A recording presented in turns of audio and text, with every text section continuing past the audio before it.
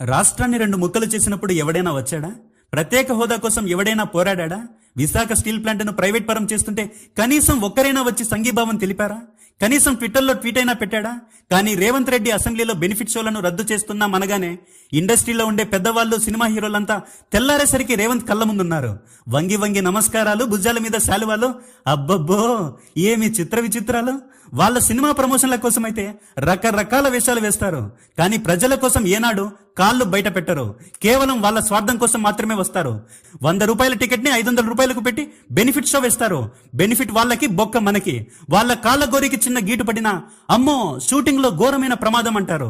అప్పుల బాధ తాళలేక, కష్టపడి పండించిన పంటకు గిట్టుబాటు ధరలు కూడా లేక గుండెలు బాదుకుంటూ కుటుంబం అంతా ఆత్మహత్య చేసుకున్నా ఎవ్వడూ పట్టించుకోడు.